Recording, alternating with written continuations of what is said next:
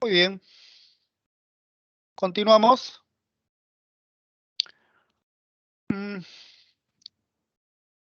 A ver. Ya, es real el calentamiento. Es real el incremento de la temperatura media, a consecuencia del incremento del CO2, dióxido de carbono. Es una realidad. La comunidad mundial tiene que tomar medidas.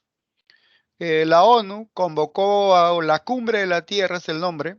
Esta Cumbre de la Tierra se llevó a cabo en Río de Janeiro en el 92. Después que culminó esta cumbre, se firmó un conjunto de documentos.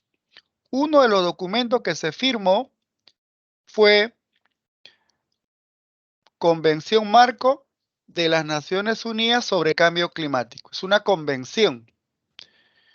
En la actualidad son miembros de la Convención Marco 197 estados. Estados Unidos forma parte de la convención. Estados Unidos. Pero Estados Unidos no es parte del Protocolo de Kioto o del Tratado de Kioto. ¿Pero por qué no es parte? Porque el Protocolo de Kioto, como el Acuerdo de París, es vinculante. ¿Qué quiere decir? Que el Estado firmante está obligado a reducir gases de efecto invernadero. La convención es voluntariosa, pero no obliga. Entonces, como faltaba algo para obligar a los estados parte de la convención, que son 197 en la actualidad, firmaron en el año 1997 el Protocolo de Kioto. Por eso dice la Convención Marco de las Naciones Unidas sobre el Cambio Climático se complementa con el Protocolo de Kioto. ¿Por qué se complementa? Porque la convención es voluntarioso, en cambio el Protocolo de Kioto es vinculante. Quiere decir que el Estado que firmó el protocolo está obligado a reducir, ¿no? ¿Dónde se reunió los estados parte? En Japón. Por eso el nombre de Protocolo de Kioto, Japón, en el 97. Y este protocolo entra en vigencia en el 2005. ¿Ya? 2005. Hasta el año 2012, Protocolo de Kioto. Definió las mitigaciones de 6 gases. 6 gases, CO2, metano, óxido nitroso, hidrofluorcarbonos, perfluorocarbonos, hexafluoruro de azufre. 6 gases, pero ya son 7. Trifluoruro de nitrógeno. 6 gases. Estamos hablando del 97. ¿Quiénes iban a reducir? Países industrializados. Países industrializados. Este protocolo tenía periodo hasta el año 2012. El año 2012 finalizaba el protocolo de Kioto. Entonces, COP18 en Doha, Qatar. En COP18, 2012, se amplió la vida del protocolo de Kioto. Se amplió hasta el año 2020. Listo, se amplió, se extendió. Ahora el reemplazante del protocolo de Kioto es Acuerdo de París. COP21. COP20 fue en el Perú, donde se hizo el borrador, y en el COP21 en París se firmó el nuevo acuerdo, el Acuerdo de París. Establece medidas para reducir emisiones de gases de efecto invernadero a través de mitigación, adaptación y resiliencia. Eso vamos a explicar en la siguiente diapositiva. Se planteó que esa temperatura de 15 grados global no debe llegar a 17, máximo 17, porque si llega a 17 es cambio radical a nivel global. Debemos hacer todo lo posible que la temperatura llegue pues a 16,5, la temperatura media del planeta. Hacer todo el esfuerzo posible. Pero también se dijo lo siguiente en el Acuerdo de París, de que todos son responsables. En el protocolo de Kioto, ¿quiénes son los responsables? Los países industrializados. En el Acuerdo de París, todos reconoce el principio de responsabilidades comunes, todos, pero diferenciadas. ¿Qué quiere decir? Que los países industrializados son los mayores responsables, pero también los países emergentes emiten CO2. O sea, todos tenemos que poner la mano.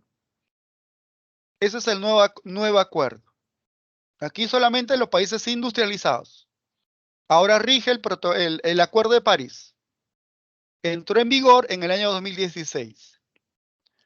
Mira, ve, Acuerdo de París, ¿no? COP21.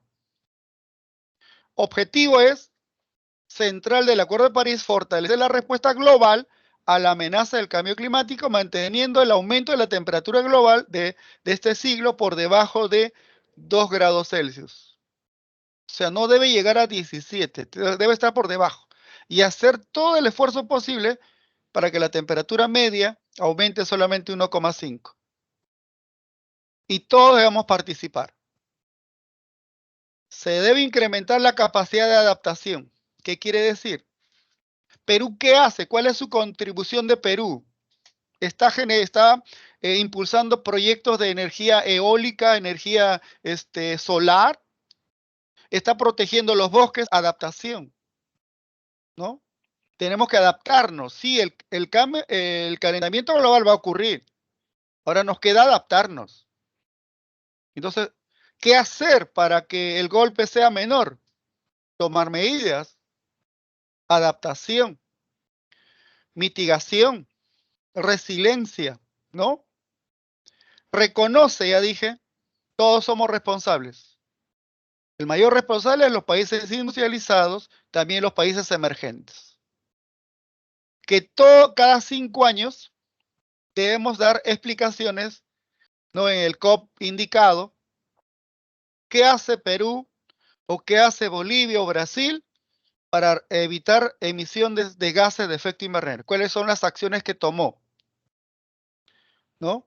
Debemos incrementar sumideros, que quiere decir proteger bosques, porque un sumidero captura CO2 o reservorios de carbono.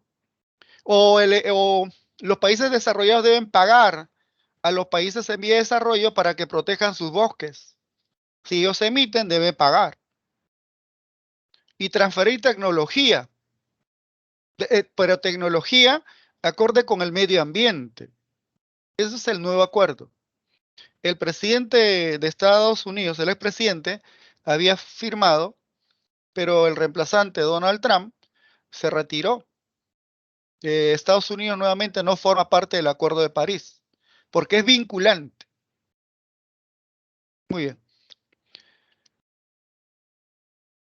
Aquí tenemos destrucción de la capa de ozono. Recordando que la capa de ozono se encuentra en la estratosfera, entre 24 a 30 kilómetros, en la estratosfera. Su función de la capa de ozono es absorber, filtrar y reflejar rayos ultravioleta. ¿Ya? Absorber, filtrar. La destrucción es efectuado por CFC. Es efectuado por CFC. No, tiene que estar documentado. O sea, no es falsa. Documentado. Aquí está el proyecto y esto existe, es real. Sí, está documentado. Muy bien, es afectada, mira, la destrucción es afectada por el CFC. Pregunta examen de admisión general. Pero no es el compuesto el que destruye la capa de ozono. El que destruye la capa de ozono es el cloro, no es el flúor, no es el carbono, es el cloro. Pero ¿cómo llega el cloro a la estratosfera? ¿Cómo llega el cloro a la estratosfera? Se preguntarán. Como un compuesto. ¿Y qué bienes que consumíamos fue elaborado a base de CFC? Gases refrigerantes, spray, aerosoles. ¿Sí? ¿Qué más? Claro, es vinculante. Como digo, vinculante está obligado. Todo es documentado. ¿Ya? con documentos, sustentado. Existe en realidad. Por ejemplo, energía solar en el Perú se está impulsando. China, por ejemplo, el mayor emisor de CO2 ha reemplazado en corto periodo por energía solar. En corto periodo cambió su matriz energética. Lo que no desea cambiar es Estados Unidos. Pero también algunos estados de reducción de consumo de carbón está siendo reemplazado. Entonces, los países firmantes del Acuerdo de París sí o sí están obligados. ¿Ya? Muy bien. El CFC es el responsable de la destrucción de capa de ozono. Pero, ¿cuál de los componentes CFC? Cloro. Ya está. Observa, mira, ve. Esto es el CFC. CFC, los rayos UV que vienen del sol, ¿qué hace? Disocian. Disociación. Separan al cloro. Y este cloro libre, el cloro libre, mira lo que hace con la capa de ozono. Disocia. Separó en oxígeno y en monóxido de oxígeno. Mira, ¿ve? Separó. Y ahora este cloro nuevamente actúa, va a cambiar de color, nuevamente actúa en otro compuesto de CFC. Entonces dice, un átomo de cloro, un átomo de cloro destruiría hasta 100.000 moléculas de ozono. Pero ¿cómo llegó el cloro a la estratosfera? Como un compuesto. Y los sustitutos del CFC, ya dije hace un momento, es hidrofluorocarbonos y perfluorocarbonos. Los sustitutos, ¿ya? Escribo sustitutos del CFC, hidrofluorocarbonos y perfluorocarbonos. Pero estos sustitutos en la troposfera es gas de efecto invernadero. Es ejemplo de gases fluorados, ¿no? Muy bien. Dice, la destrucción de la capa de ozono amenaza la vida, correcto, genera mutaciones, genera cáncer de piel. Cáncer de piel pues sería las rayos ultravioleta B, ¿ves? Cataratas, genera arruga, envejecimiento, afecta el fitoplancton, crecimiento de fitoplancton. Hay vacas, por ejemplo, en Chile y en Argentina que nació con tres ojos, mutación, ¿no? Entonces, para evitar que generar produciendo CFC, se firmó el protocolo de Montreal. Protocolo de Montreal. Protocolo de Montreal se refiere a CFC y el protocolo de Kioto es respecto al calentamiento. Cuidado con confundir. Kioto, calentamiento, ¿sí? Y protocolo de Montreal, Canadá, firmada en el 87, 1987, se refiere a CFC. ¿De acuerdo? Muy bien, entonces el CFC es el que había destruido a la capa de ozono. En la actualidad hay una recuperación de la capa de ozono, porque ya no producimos bienes a base de CFC. El problema es el tiempo. Ese es el problema, todo cambia, pero el tiempo es traicionero también. Mira, a ver, en uno de los temas que desarrollé, dije que el Sol no describe o sea, el Sol no está en el centro del sistema solar. La Tierra, por ejemplo, hay un momento que se aproxima al Sol y hay otro momento que se aleja del Sol, nuestro planeta. Y además se dijo que mantiene su eje inclinado, ¿sí? De la línea ecuatorial, y esto es el polo sur. En esta posición, que se llama perihelio, la radiación llega con mayor intensidad. Ahí se crea agujero en la capa de ozono. ¿Listo? Pero en esta posición, el polo sur está lejos del afelio, está lejos, llega menor radiación y resulta que el agujero se cierra. Y eso es natural. Ahí, se agranda, se cierra, se agranda, se cierra, pero eso ocurre en el Polo Sur. Y también se está recuperando el ozono porque ya no producimos, ¿qué cosa? Bienes a base de CFC, sino sustitutos. Pero los sustitutos son gases de efecto invernadero. ¿Ya? Muy bien. Agrandé, por eso no quiere cambiar. Ya listo. Organismos. Vamos a hablar del Ministerio del Ambiente. Ya está. Ministerio del Ambiente. Ente rector en materia ambiental. Listo. Función del Ministerio del Ambiente, promover la conservación y uso sostenible de los recursos naturales. ¿Qué quiere decir uso sostenible? Que una actividad económica debe estar en armonía con la naturaleza, que una actividad económica debe mejorar la calidad de vida de los trabajadores, de la población.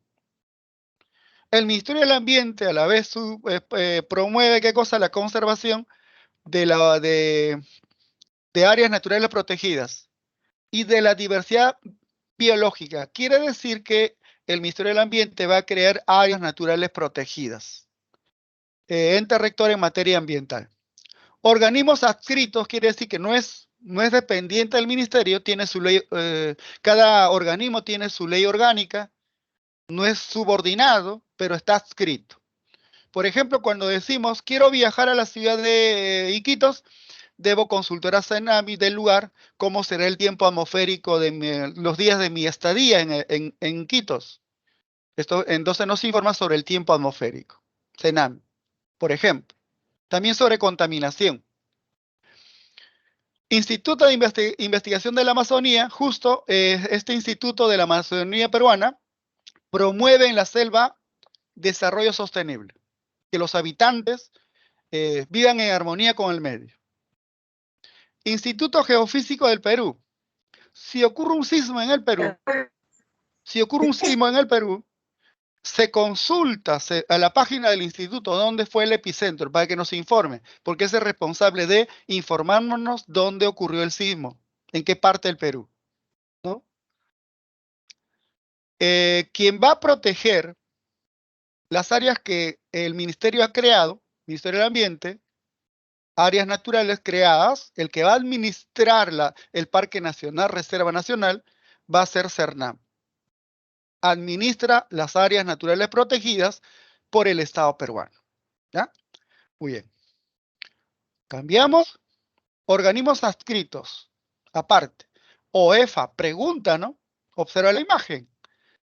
El colaboradores de OEFA realizan estudios de análisis del agua, del aire, del suelo. Fiscaliza. Controla y sanciona en materia ambiental.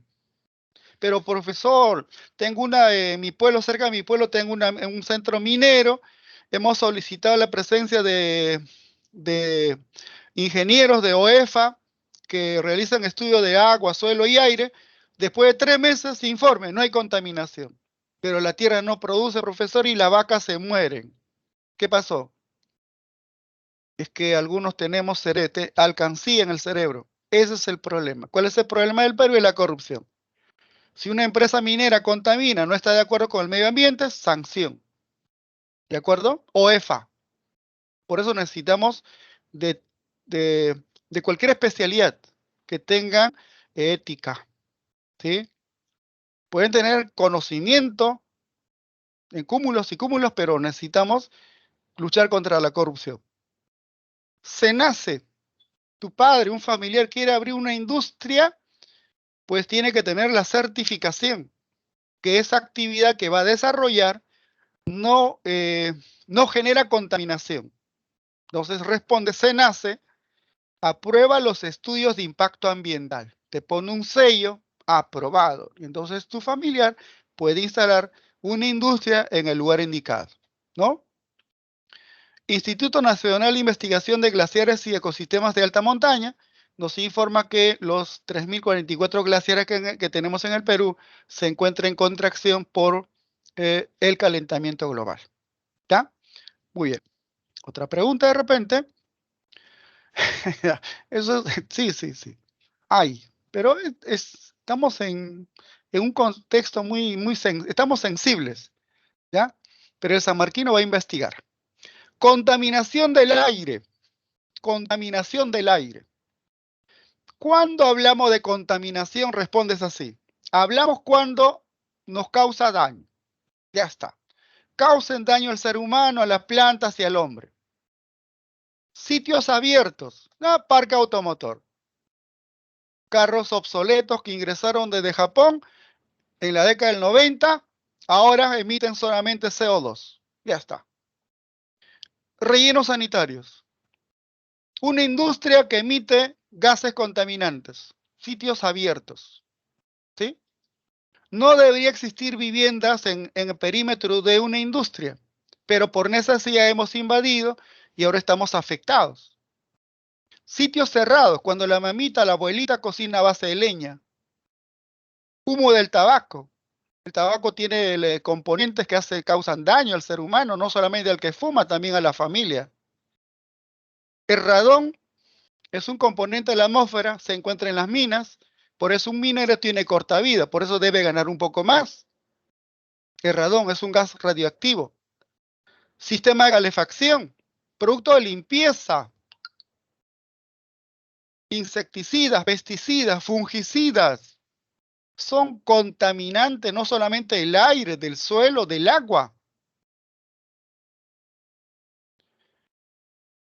El ente rector en materia ambiental del Ministerio del Ambiente. Este organismo es el que gestiona, el que toma decisiones de la calidad del aire.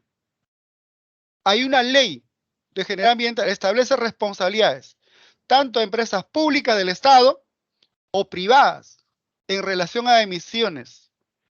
Este ente rector debe contratar personal que sea como un juez ciego, que aplique por igual para empresas emisoras que generan contaminación, tanto públicas y privadas. Porque el afectado somos nosotros, ¿no? Algunos instrumentos de gestión ambiental. Estándares de calidad del aire. Puede ser del aire, de ambiental, del aire, del agua, suelo. Límites máximos permisibles. Hay una diapositiva que vamos a explicar, pero estos son los dos instrumentos. Estándares de calidad ambiental, del aire, del suelo, agua. Límites máximos permisibles. No sabemos, vamos a explicar con una diapositiva. El organismo que va a monitorear, supervisar, evaluar la calidad del agua, del aire, del suelo, es DIGESA, CENAMI, ¿de acuerdo? DIGESA, Dirección General de Salud Ambiental. Estamos en un restaurante y en uno de los platos aparece una piecita de cucaracha, DIGESA, monitoreo de contaminación. Si un juguete para un pequeño no tiene el logo de DIGESA o es vino de contrabando y eso afecta al ser humano. DIGESA, ¿ves? DIRESA es Dirección Regional de Salud Ambiental. Cada región tiene como DIGESA, pero DIGESA es a nivel nacional y DIRESA es a nivel regional. Regiones, ¿sí? OEFA es el que evalúa y sanciona en el sector minero, verifica el cumplimiento de estándares de calidad ambiental. OEFA. ¿Ya? Y aquí tenemos que es ECA. Mira, a ver. ECA. Estándares de calidad. Observen, son medidas de la concentración presentes en el aire, agua y suelo. Son medidas de la concentración en su condición de cuerpo receptor. ¿Cuál es el cuerpo receptor? Aire, suelo y agua. Cuerpo receptor. Que no representa riesgo significativo para la salud de las personas ni al ambiente. ECA, estándar de calidad ambiental. La aplicación de los ECA se realizan directamente en los cuerpos receptores. ¿Cuál es el cuerpo receptor? Aire, suelo, agua. Estándar de calidad ambiental. En cambio, límites máximos permisibles en puntos de emisión. Una industria está emitiendo dióxido de azufre. O está emitiendo dióxido de nitrógeno. O está emitiendo monóxido de carbono. Puntos de emisión. Vertimiento de agua de desagüe culminando en el mar de Grau. ¿Sí? Entonces, ¿qué son? Son medidas de concentración de elementos que se caracterizan en un efluente. Este es un efluente, un punto de emisión. Un efluente, vertimiento. Punto de contaminación. Dice que al ser excedida, causa o puede causar daños a la salud. Si excede el límite máximo permisible, causa daños a la salud, al medio ambiente, a los seres vivos, de acuerdo a los seres vivos. Dice, la aplicación de límites máximos permisibles se realiza en los mismos puntos de vertimiento y emisión. Aquí se toma muestra de aire en punto de emisión y vertimiento. ¿De acuerdo? Listo. Eso es la diferencia entre límite máximo permisible y estándar de calidad ambiental. Puede ser de aire, de suelo y de agua. Muy bien. Calidad del aire. Mira, ve. Principales contaminantes para la salud cuentan con ECA establecidos como, ¿qué dice ECA? El monóxido de carbono. El carro obsoleto emite monóxido de carbono. Aquí está. El dióxido de azufre. Aquí, una empresa metalúrgica emite dióxido de azufre. Una empresa metalúrgica. Dióxido de nitrógeno.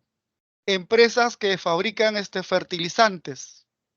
También por combustión de diésel. Ya está. Ozono de origen humano, no el estratosférico. El estratosférico es contaminante. Y también cuando definimos qué cosa es aire, es una mezcla de gases.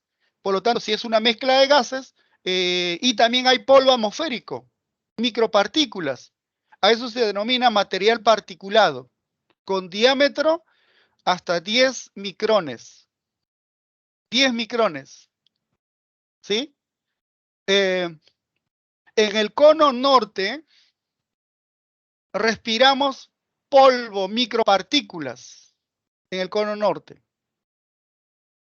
Material particulado menor diámetro con menor a 2.5 micrómetros. Ingresa a la torrente sanguíneo y puede obstruir, puede generar paro cardíaco, genera enfermedades.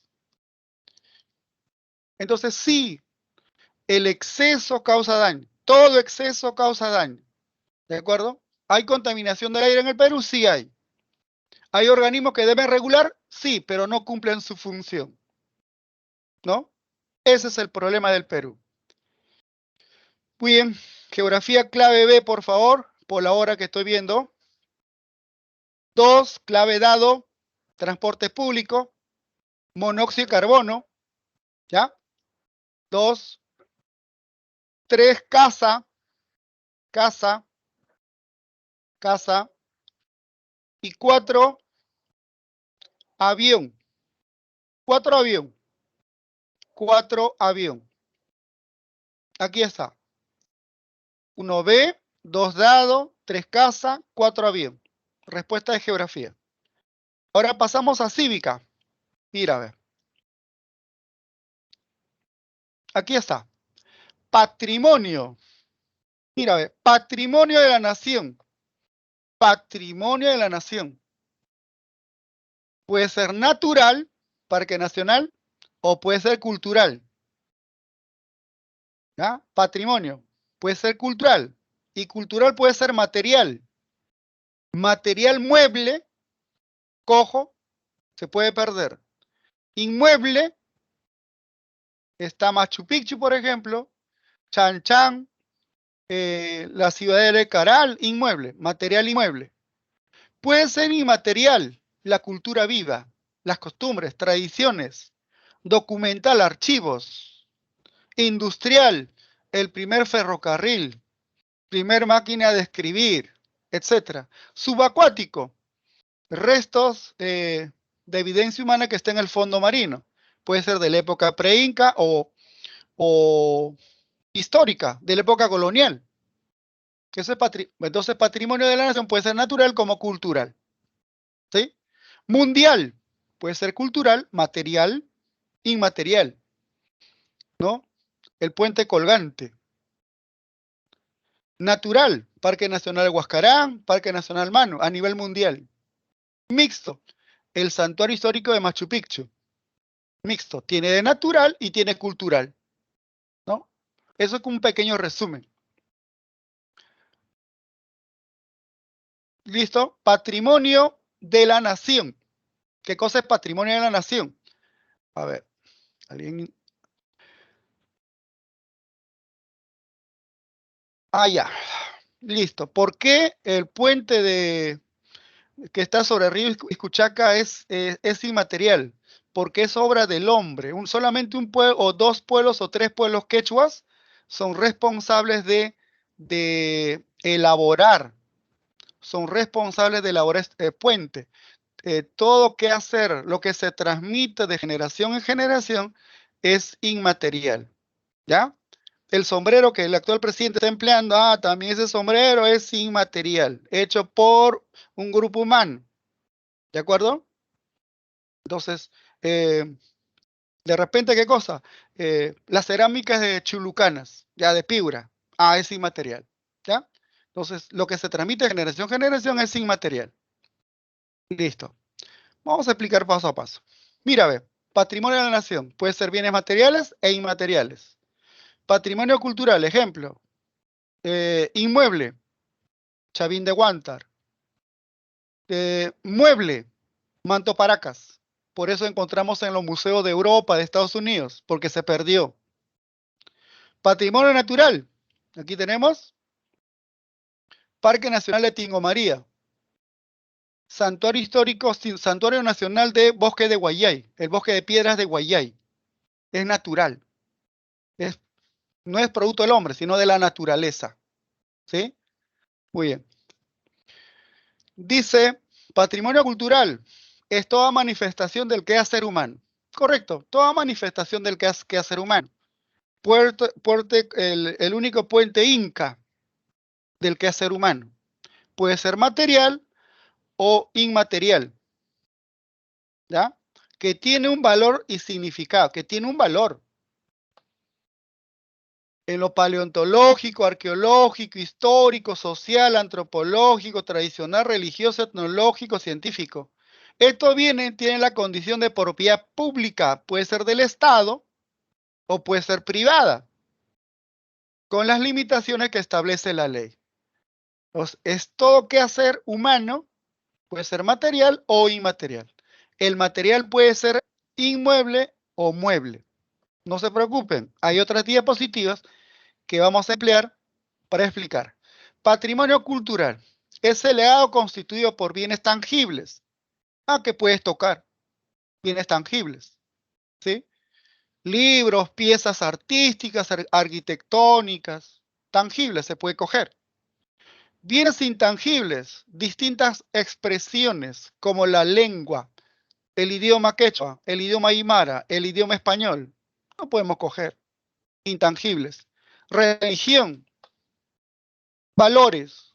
Uno dice, tengo bien puestos los varones, valores y participa en la corrupción. No sabemos. Costumbres, celebraciones. Pero ¿quiénes practican? Simplemente las comunidades campesinas, las comunidades indígenas, afroperuanos. Mira, estos son bienes intangibles. ¿Ya?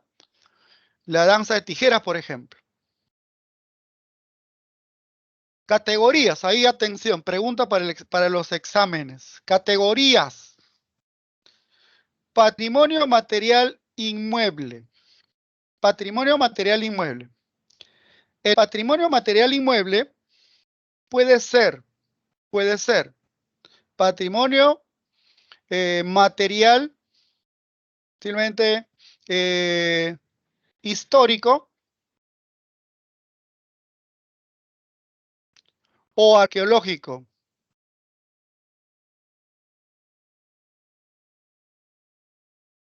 cuando decimos histórico, jóvenes, cuando decimos histórico, es desde la época colonial. De la época colonial y republicana. En cambio, cuando decimos arqueológico, es de la época pre-inca e inca. Por ejemplo, aquí tenemos el Templo de las Manos Cruzadas. Es patrimonio material inmueble arqueológico. ¿Por qué? Porque es de la época pre-inca. El Templo de Chavín de Huántar, patrimonio material inmueble arqueológico. En cambio, la fortaleza de Real Felipe, patrimonio material inmueble histórico. El centro histórico de Lima, como dice centro histórico, de la época colonial. No se puede trasladar, no se puede mover, ¿no? Patrimonio material inmueble arqueológico, Machu Picchu. Choquequirau.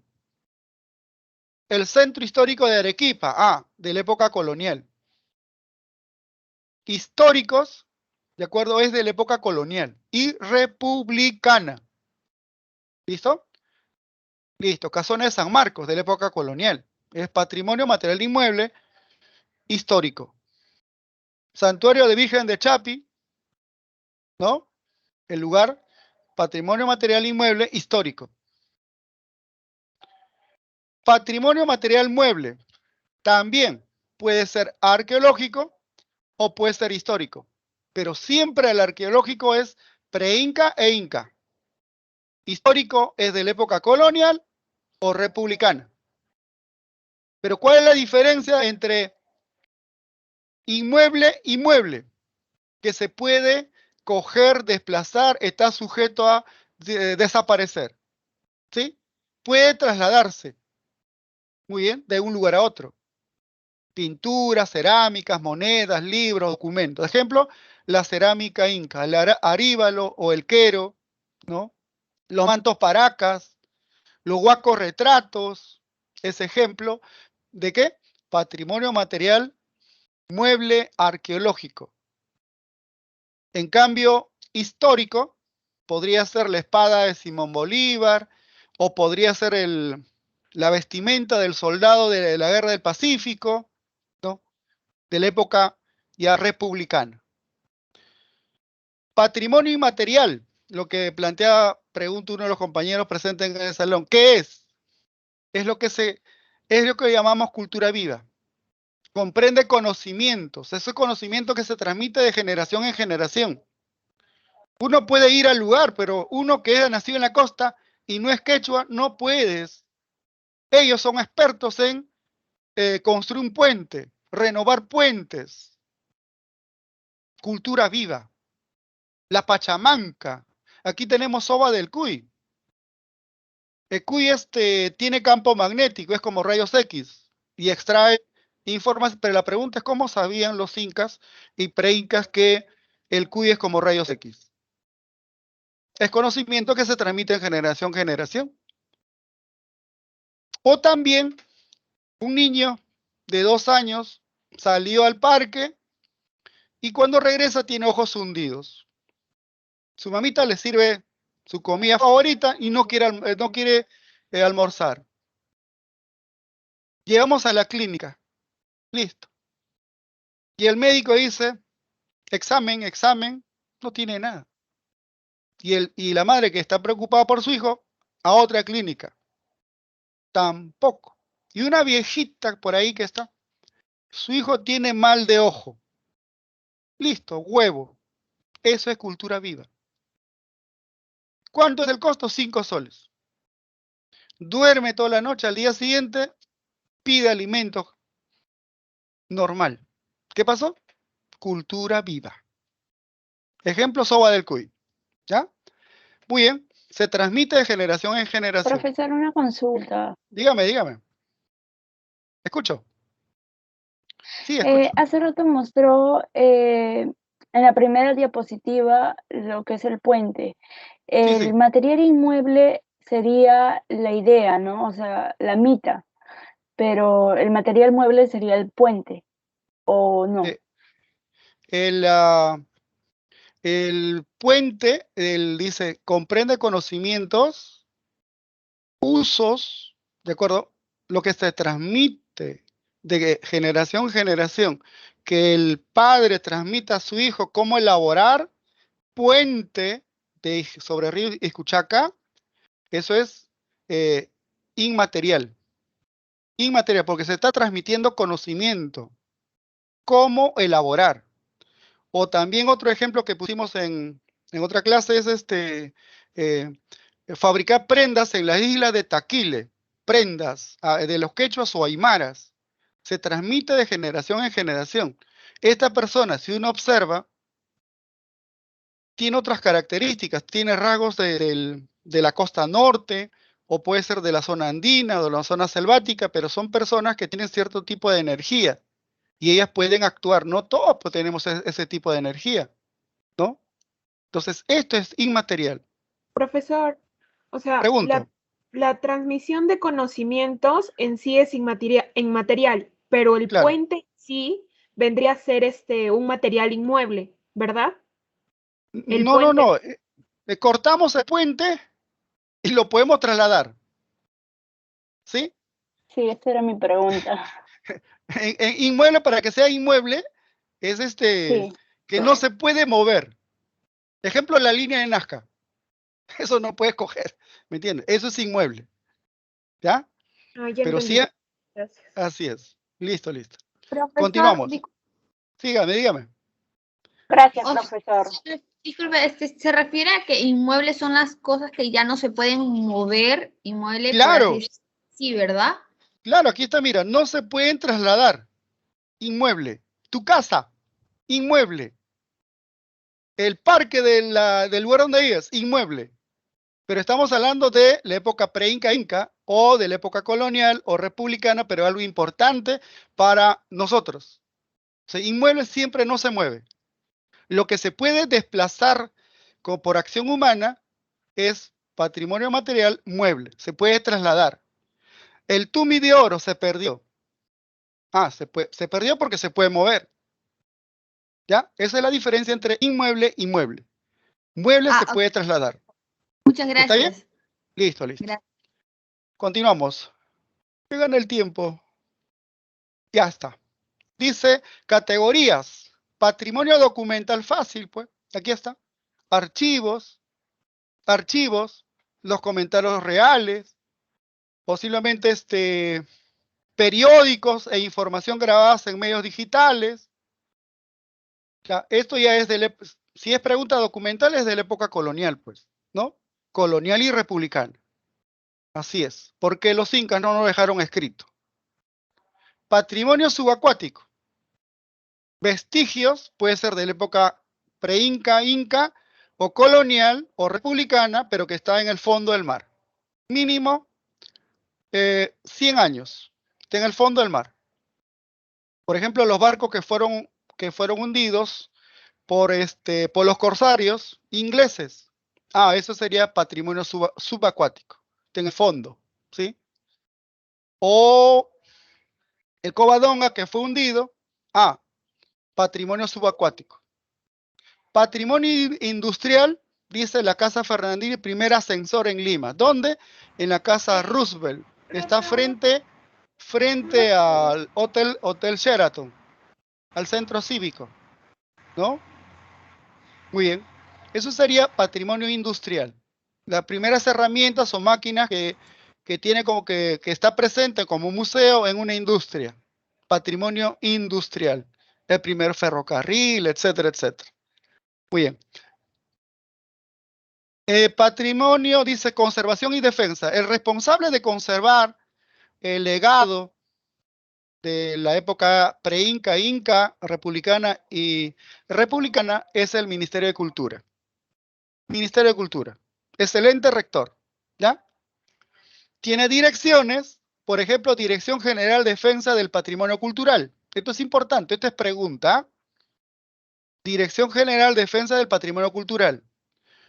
Dice, reparación, va a reparar. Recuperar lo que hemos encontrado, evidencia de la época de la cultura nazca en Museo de Europa, la Dirección General de Defensa del Patrimonio Cultural es el responsable de repatriar, recuperar, proteger los bienes culturales. ¿De acuerdo? Entonces pregunta. Dirección General de Museos, aquí está, formula políticas, normas en gestión, protección y conservación. Muy bien. Archivo General, a partir del siglo XVI. Ah, de la época colonial, pues. Archivo General. Protocolo ambulante. Los incunables peruanos, ¿no? Entonces, la Declaración de Independencia del Perú, Archivo General. El libro de Jorge Bassal, Archivo General, ¿no? A partir del siglo XVI. La Biblioteca Nacional, el quien habla y sus padres, por supuesto, sacaban su información de la biblioteca que quedaba en la avenida Bancay. Ahora ya está en internet, pero es bonito visitar, es otra cosa virtual y físico, para nutrirnos de conocimiento y opinar con base. ¿Ya? Muy bien. Amenazas. ¿Cuál es la amenaza? Al patrimonio cultural. Amenazas naturales. Mira, cambio de temperatura, erosión por viento. Somos un país sísmico. Erosión por lluvias en la costa norte, en la sierra, en la selva. Garúas en humedad y garúas en la costa central y sur. Inundaciones producto del fenómeno del Niño. Avalanchas, lloquias, huaicos, etc. Eso es natural. Amenaza humana es simplemente que negligencia de autoridades que deben proteger el patrimonio y no protegen. Construcción sin control. Vivimos cerca de una huaca y como tenemos ya hijo mayor que quiere casar, vamos avanzando. Y chocamos con un patrimonio de la cultura Lima. Construcción sin control. Vandalismo, robo, huaqueo, el huaqueo, en la costa norte principalmente. Expansión agrícola, hemos visto cómo el empresario utilizó maquinaria pesada para ampliar la frontera agrícola en su propiedad, pero sobre una huaca. Negligencia de autoridades. Minería informal no perdona. A veces indiferencia ciudadana, eso es una huaca. O sea, no le damos importancia. Tráfico ilícito que genera ingresos para personas que realizan huaqueo. Eso es un problema humano. Ahora, patrimonio natural. Recursos naturales. Perú es un país de recursos naturales. Tiene variedad de ecosistemas. El Ministerio del Ambiente ha creado áreas naturales protegidas. Parque Nacional, Reserva Nacional, Santuario Nacional, Refugio de Vida Silvestre, Zonas Reservadas, Coto de Caza. Listo. Pero, ¿qué dice este artículo? Este artículo dice, el Estado regula por los artículos 66. Ese artículo lo puedes verificar, es literal. Dice los recursos renovables, es decir, flora, fauna, suelo, y no renovables, recursos mineros, petróleo, gas, son patrimonio de la nación. Listo, es patrimonio de la nación, correcto. Pero ¿sabe qué dice el artículo, el párrafo siguiente del mismo artículo? Que por ley orgánica se otorgan a particulares. Y el concesionario es el que tiene el dominio real. Te está diciendo que el Estado no interviene en la extracción. Es patrimonio de la nación, pero el Estado no interviene en la extracción. El que se beneficia de los recursos que tiene Perú es el concesionario. Revisen el artículo 66 de la Constitución Política. Y por el artículo 68, el Estado crea, por este artículo, voy a subrayar, por el artículo 68, el Estado crea áreas naturales protegidas administradas por CERNAM. ¿De acuerdo? Y todas las áreas protegidas, Parque Nacional, Reserva Nacional, Santuario Nacional, todas las áreas protegidas forman parte de SINAMP, Sistema Nacional de Áreas Naturales Protegidas por el Estado. Pero ¿quién administra todas las áreas naturales protegidas? CERNAM, adscrita al Ministerio del Ambiente. ¿Ya? Muy bien. Van a consultar este artículo 6.6, el segundo párrafo. Patrimonio mundial. Son determinados por la UNESCO, ya está. Por la UNESCO. Esa es la respuesta. Pero tiene que ser universal, tiene que tener un valor universal, excepcional, trascendental. Puede ser cultural o puede ser natural.